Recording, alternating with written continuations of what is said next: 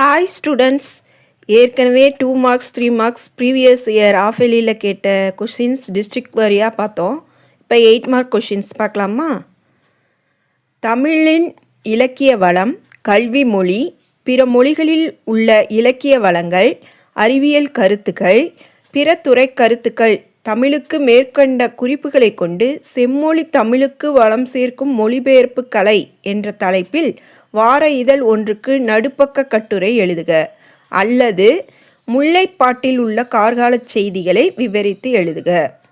அடுத்த question, அறிவியலாளர் Stephen ஹாக்கிங்குடன் விண்வெளி பயணம் என்ற தலைப்பில் கற்பனை கதை ஒன்று எழுதுக, அல்லது அன்னமையா என்னும் பெயருக்கும் அவரின் செயலுக்கும் உள்ள பொருத்தப்பாட்டினை கோபாலபுரத்து மக்கள் கதைப்பகுதி கொண்டு விவரிக்க.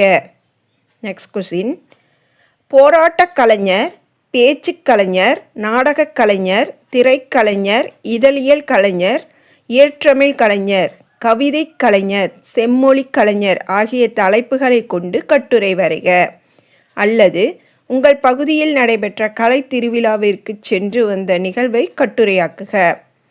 அடுத்த கொஷின், தமிழின் சொல்வளம் பற்றியும் புதிய சொல்லாக்கத்திற்கான தேவை குறித்தும் தமிழ் மன்றத்தில் பேசுவதற்கான உரை குறிப்புகளை எழுதுக, அல்லது ஒரு அறிஞரின் வாழ்க்கையில் நடந்த நிகழ்வுகளில் உங்களை கவர்ந்த ஒன்றை அவரே சொல்வதை போன்ற தன் வரலாறாக மாற்றி எழுதுக. புயலிலே ஒரு தோணி கதையில் இடம்பெற்றுள்ள வருணனைகளையும் அடுக்குத்தொடர்களையும் ஒலிக்குறிப்பு சொற்களும் புயலில் தோணிப்படும் பாட்டை எவ்வாறு விவரிக்கின்றன என்பதை கதை வழி சுவைப்பட விவரிக்க, அல்லது அழகிரிசாமியின் ஒருவன் இருக்கிறான் சிறுகதையில் மனிதத்தை வெளிப்படுத்தும் கதைமாந்தர் குறித்து எழுதுக.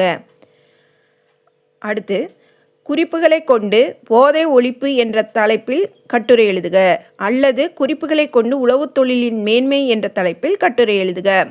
நெக்ஸ்ட் கொஸ்டின், போராட்டக் கலைஞர், பேச்சுக் கலைஞர், நாடகக் கலைஞர், திரைக்கலைஞர், இயற்றமிழ் கலைஞர் ஆகிய தலைப்புகளை கொண்டு கட்டுரை வரைக, அல்லது தமிழின் சொல்வளம் பற்றியும் புதிய சொல்லாக்கத்திற்கான தேவை குறித்தும் தமிழ் மன்றத்தில் பேசுவதற்கான உரை குறிப்புகளை எழுதுக.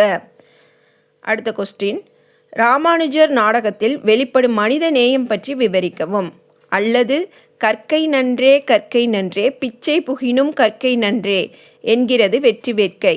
இதனை அடிப்படையாக கொண்டு மேரியிடமிருந்து பறிக்கப்பட்ட புத்தகம் கதையில் கல்விச் சுடரை ஏற்றிய சம்பவத்தை பற்றி உங்கள் கருத்துக்களை விவரிக்கவும்.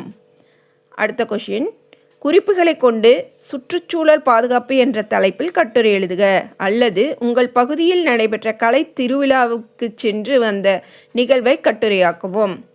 நெக்ஸ்ட் கொஸ்டின், கருணையன் தாய் மறைவுக்கு வீரமாமுனிவர் பூக்கள் போன்ற உவமைகளாலும் உருவக மலர்களாலும் நிகழ்த்திய கவிதாஞ்சலியை விவரிக்க, அல்லது தமிழின் சொல்வளம் பற்றியும் புதிய சொல்லாக்கத்திற்கான தேவை குறித்தும் தமிழ் மன்றத்தில் பேசுவதற்கான உரை குறிப்புகளை எழுதுக.